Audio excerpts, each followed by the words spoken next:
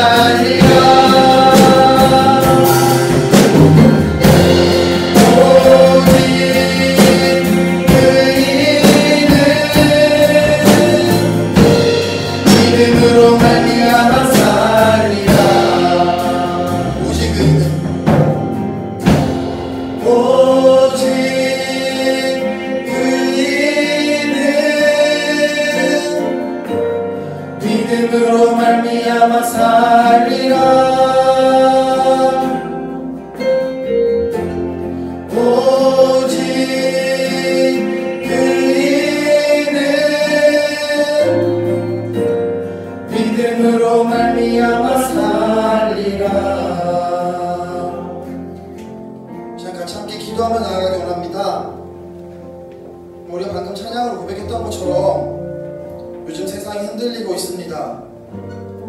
세상이 흔들리고 그것 때문에 우리들의 믿음 또한 흔들리고 있습니다. 코로나 바이러스로 인하여 그리고 홍수와 같은 천재지변으로 인하여 정말 우리들의 마음이 변하고 우리들의 믿음이 흔들리고 세상 모든 사람들이 교회를 욕하고 하나님을 욕하고 있습니다. 그것 때문에 우리가 흔들리고 우리가 주를 떠나고 우리가 주님을 멀리하는 자들도 나오고 있는 것 같습니다. 내가 같이 함께 기도할 때 우리가 방금 찬양으로 고백했던 것처럼 세상이 흔들리고 믿음이 변한다고 할지라도 하나님의 나라는 변하지 않고 하나님의 그 놀라운 능력은 이 땅 가운데 변하지 않습니다. 우리 함께 같이 기도할 때 하나님, 우리가 중등부 예배로 불러주신 하나님, 우리의 믿음이 흔들리고 우리가 불안하고 두렵고 떨리는 가운데 있어도 우리가 온전히 하나님 한 분만을 바라보며 나아갈 수 있는 그러한 중등부 될 수 있게 해달라고, 그러한 예배가 될 수 있게 해달라고, 예배의 모든 우리 한 명이 될 수 있게 해달라고 함께 같이 기도하며 나아가겠습니다. 함께 기도하겠습니다.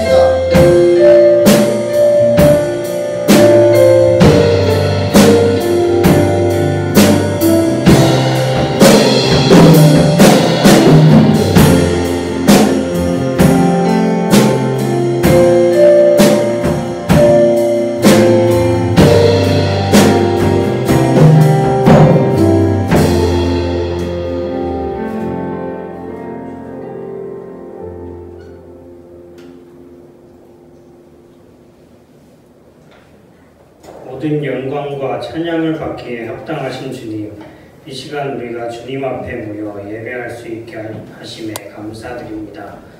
지난 토요일 우리는 광복절 75주년을 보냈습니다. 36년간의 일제 치하에서 우리 민족을 해방시켜 주신 하나님의 은혜를 기억합니다. 비록 아픈 역사이지만 우리가 과거를 기억하고 의미를 되새기며 우리 현재를 되돌아보는 시간이 되게 하여 주시옵소서. 그러나 그렇게 세워주신 이 나라와 민족, 한국교회, 그리고 우리가 여전히 은혜가 아니면 살아갈 수 없음을 고백합니다. 우리의 허물과 죄가 하늘까지 닿을 것만 같아 너무나 부끄럽고 고개를 들기가 어렵습니다. 코로나19 바이러스 앞에서 낱낱이 드러나는 우리의 모습이 너무나 수치스러운 모습임을 고백합니다. 주님, 부디 이 불쌍한 죄인들을 긍휼히 여기셔서 다시 주님만 바라보며 살 수 있게 인도하여 주시옵소서.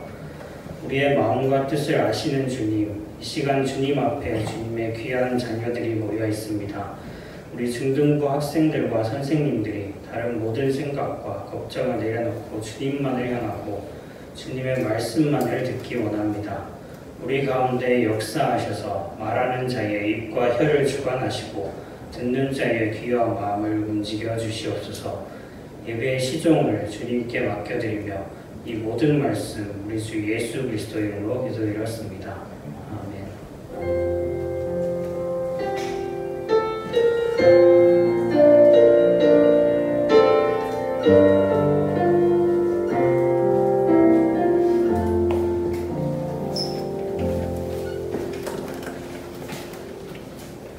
오늘 우리에게 주신 하나님의 말씀은 하박국 2장 3절에서 4절 말씀입니다.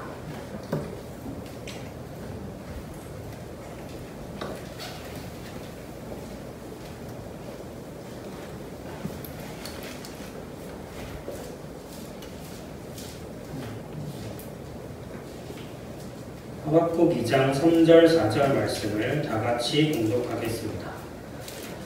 이 묵시는 정한 때가 있나니 그 종말이 속히 이르겠고 결코 거짓되지 아니하리라. 비록 더딜지라도 기다리라. 지체되지 않고 반드시 응하리라. 보라, 그의 마음은 교만하며 그 속에서 정직하지 못하나 의인은 그의 믿음으로 말미암아 살리라. 아멘. 답답하다. 이거야말로 우리가 요즘 제일 많이 하는 생각이 아닌가 싶어요. 그래서 더운 날씨에도 우리 도안이처럼 마스크를 끼고 다녀야 하고, 코로나 바이러스가 잠잠해지지 않으니까 놀러 가는 사람이 있는 것 같지만 어디 놀러 가기도 어렵고 그야말로 답답하죠. 그런데 최근에 어제 정부에서는 사회적 거리두기를 2단계로 다시 높이겠다라고 발표를 했으니 답답함이 해소될 기미가 보이지 않죠. 그런데 정부 발표를 보면 코로나19 바이러스 확진자 중에 최근에 교회 관련된 확진자들이 많아요. 그래서 우리가 뉴스 기사에 달린 댓글들을 볼 때면 아주 가슴이 답답하죠. 온통 교회에 대한 비판과 비난이 가득하니까요. 그래서 개인적으로는 한국교회 비판에 대해서 뭐라 답할 수 없는 현실이 더 답답해지는 것 같아요. 그 비판의 대상 중 하나가 바이러스가 퍼지든지 말든지 신경 쓰지 않고 광화문에서 집회를 하고 있는 걸 보면 마음이 더 무거워지죠. 이 답답함은 우리 그리스도인이 교회가 도대체 어떻게 해야 하는가라는 질문으로 이어지는 것 같아요. 한 걸음 더 나아가면 하나님은 지금 무엇을 하고 계실까? 무슨 계획을 갖고 계실까? 하나님의 뜻이 무엇일까? 하는 그런 질문으로 이어집니다. 외적으로는 코로나19 바이러스가 그리고 이미 교회에 등을 돌린 듯한 세상이 있고 내적으로는 이어지는 비판에도 귀 기울이지 않는 듯한 교회들. 그래서 무엇 하나 뚜렷한 해결책이 보이지 않는 것만 같습니다. 오늘 말씀에도 이런 답답함으로 울부짖고 있는 한 선지자가 있어요. 바로 하박국 선지자인데요. 우리와는 좀 다르지만 하박국 역시 외적인 상황과 내적인 상황으로 답답함을 호소하고 있죠. 그래서 하나님께 계속 질문하고 있습니다. 그래서 우선 내적인 상황은 이스라엘 백성들에 대한 것인데요. 하박국 1장 3절에서 4절은 이렇게 말해요. 어찌하여 내게 죄악을 보게 하시며 패역을 눈으로 보게 하시나이까. 겁탈과 강포가 내 앞에 있고 변론과 분쟁이 일어났나이다. 이러므로 율법이 해이하고 정의가 전혀 시행되지 못하오니 이는 악인이 의인을 애워쌌으므로 정의가 굳게 행하여 지니이다. 여기 보면 하나님의 백성인 이스라엘 내부에서 먼저 율법이 해이하고 정의가 전혀 시행되지 않고 있다는 걸 알 수 있어요. 그야말로 불의가 판치는 세상이었던 거죠. 하박국은 그래서 이 답답한 상황을 보면서 왜 하나님께서 자기 백성인 이스라엘 백성들을 이렇게 내버려 두시는지 질문합니다. 그러자 하나님의 대답이 나오는데요. 그 대답이 1장 5절에서 11절에 있어요. 그 내용은 갈대아 사람 바벨론을 일으키시는 거였죠. 바벨론이 그래서 하나님의 심판의 도구로서 사용되었다고 합니다. 그렇지만 문제는 바벨론 사람들 역시 악을 행하고 있다는 거예요. 그렇기에 하박국 선지자가 다시 또 의문을 품게 됩니다. 13절인데요. 주께서는 눈이 정결하심으로 악을 참아보지 못하시며 패역을 참아보지 못하시거늘 어찌하여 거짓된 자들을 방관하시며 악인이 자기보다 의로운 사람을 삼키는데도 잠잠하시나이까. 하박국 선지자 의문이 이해가 가는데요. 이스라엘 사람들이 상태가 별로이긴 하지만 더 상태가 별로인 바벨론과 같은 약탈자들이 나왔으니까요. 그런 의미에서 그냥 의인이 아니라 자기보다 의로운 사람이라고 표현하고 있습니다. 그래서 하나님의 계획의 일부를 틀었지만 여전히 의문이 남아있어요. 이스라엘 내부의 불의를 넘어서 그 정도가 더 심한 바벨론은 어떻게 하실 거냐라는 문제가 생긴 거죠. 2장 1절에 보면 그래서 하박국 선지자가 자기 질문에 대해서 하나님이 어떻게 대답하실지 보겠다 하면서 기다리고 있습니다. 마치 적군이 오는 걸 감시하는 파수꾼처럼 언제 대답하실지 보고 있죠. 그리고 마침내 하나님이 입을 여십니다. 2장 2절에서 3절인데요. 네가 받은 말을 누구나 알아보도록 판에 새겨두어라. 네가 본 일은 때가 되면 이루어진다. 끝날은 반드시 찾아온다. 쉬이 오지 않더라도 기다려라. 기어이 오고야만 한다. 이때 하박국 선지자가 무슨 말을 받았는가가 그 뒤의 내용인데요.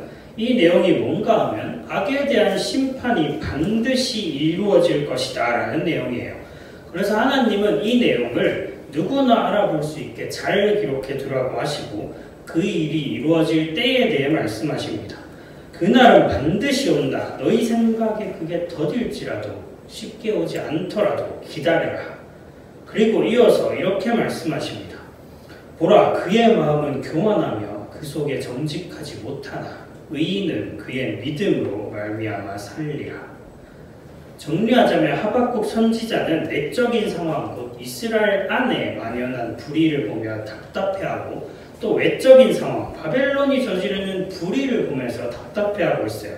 그래서 하나님께 계속 질문합니다. 어찌하여 우리를 이렇게 내버려 두십니까? 하나님께서는 어디에 계십니까?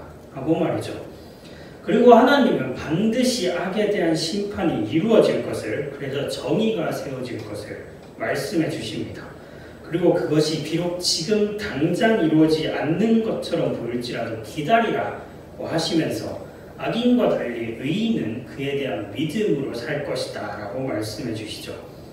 그러면 의인이 믿음으로 산다라는 건 무슨 의미일까요? 먼저 악인과 의인에 대한 구분이 필요할 거예요. 이에 대한 힌트가 되는 구절은 창세기 15장 6절 말씀이에요. 아브라함이 여호와를 믿으니 여호와께서 이를 그의 의로 여기시고, 여기서 아브라함은 나중에는 아브라함이 되는 사람이 원래부터 의인이었다가 아니라 그가 하나님을 믿었기에 하나님께서 아브라함을 의인으로 여겨주셨다고 할 수 있어요. 그렇다면 의인은 바로 하나님을 믿는 자라고 할 수 있죠. 반대로 악인은 그렇다면 하나님이 아닌 다른 것을 믿는 자라고 할 수 있는데요. 그래서 예컨대 오늘 말씀인 하박국 1장 11절에서는 악인들, 자기들의 힘을 자기들의 신으로 삼는 자라고 묘사하기도 해요. 그렇다면 의인은 하나님을 믿는 자인데 하나님을 믿는 자가 믿음으로 산다는 건 좀 모호해 보이죠. 그래서 이 말씀을 의인은 그의 믿음으로 살리라 대신에 의인은 그의 신실함으로써 살리라 라고 번역하기도 해요. 그러면 뭐 믿음, 신실함은 또 뭐냐라는 질문이 생기죠. 이건 마치 호흡과도 같아요. 우리가 어머니 뱃속에서 나올 때 우리 삶이 어떻게 시작했는가? 바로 호흡으로 시작했어요. 그리고 우리가 지금 살아가는 게 어떻게 가능한가? 바로 호흡을 통해 가능해요. 그러니까 호흡은 우리 삶이 시작되도록 하고 또 우리 삶이 유지되도록 하는 거죠. 믿음과 신실함 역시 이런 성격을 갖고 있습니다. 우리는 하나님에 의해 창조되었기 때문에 하나님과의 관계 안에 있을 때에만 참된 삶을 살아갈 수 있어요. 하나님이 아닌 다른 것, 다른 사람이나 다른 피조물이나 우상 같은 것이 하나님의 자리를 대신한다면 그거야말로 거짓된 삶이죠. 그럴 때 우리 삶은 공허하고 허무하고 무기력한 삶이 됩니다. 그러나 하나님과의 관계 안에 들어갈 때 그리고 그 안에 충실하게 머물고자 할 때 우리는 비로소 참된 삶을 누릴 수 있어요. 이렇게 하나님과의 관계 안에 들어가고 그 안에 충실히 머무는 것, 이게 바로 믿음입니다. 마치 호흡처럼 믿음이 없다면 우리 삶이 제대로 시작될 수도 없고 제대로 유지될 수도 없게 되는 것이죠. 그렇기에 의인 하나님을 믿음으로 의롭게 된 자들은 계속 신실하게 하나님 안에 거하며 살아가고자 할 때에만 제대로 살아갈 수 있어요. 그게 아닌 다른 것에 의지하며 다른 걸 주인으로 삼는다면 참된 삶은 불가능하죠. 이렇게 오직 하나님만 믿으며 살아가는 사람은 다른 상황에 흔들리지 않습니다. 우리 삶에서 하나님 안에 거하며 살아가는 것보다 의미 있는 것은 없고 그 무엇도 우리를 하나님의 사랑으로부터 끊을 수 없기 때문이죠. 이걸 거꾸로 생각하면 하나님 안에 거하지 않고 다른 것을 믿을 때에 우리는 가장 먼저 하나님의 심판대 앞에 서게 될 것입니다. 하나님께서 악에 대한 심판은 반드시 이루어질 것이다 라고 말씀하셨기 때문이죠. 그런 의미에서 오늘날에 우리가 안팎의 비판에 직면해 있는 교회가 가장 먼저 귀 기울여야 하는 말씀은 바로 이것입니다. 우리가 세상의 판단 이전에 먼저 하나님의 판단 아래에 서 있기 때문이죠. 그 누구보다 먼저 하나님께서 우리가 신실하게 하나님만 의지하며 살아가고 있는가라고 물으십니다. 혹시 다른 사람이, 다른 어떤 이데올로기나 신념이, 피조물이 우리가 믿고 의지하는 것은 아닌가라고 물으시죠. 사실 하나님께서 세우신 이 교회는 교회 밖의 위협으로부터 무너지지 않았습니다. 심지어 히틀러와 같은 독재자의 치하에서도 꿋꿋이 살아남았죠. 대신에 교회는 교회 안의 문제로부터 위기를 겪었어요. 중세 시대 그 누구도 교회를 탄압하지 않았는데 모두가 그리스도인인데 교회 스스로가 무너져 내렸고 그래서 마침내 개혁의 깃발이 올라왔습니다. 히틀러 치하의 독일, 안타깝게도 독일 교회 대부분이 히틀러가 하는 걸 하나님의 일이라고 정당화시켜줬죠. 그렇게 무너졌습니다. 그리고 아주 소수만 하나님을 믿겠다고 선언했죠. 그렇게 오늘날 코로나19 바이러스도 세상의 차갑고 서늘한 시선도 이 무엇도 교회의 위협이 되지 않아요. 오히려 우리 자신, 교회 스스로가 제대로 서지 못할 때 스스로 무너질 위협에 처해있죠. 그리고 그 기준은 바로 이 하나님의 질문입니다. 너는 지금 믿음으로 서 있는가? 정말로 믿음으로만 살아가고 있는가?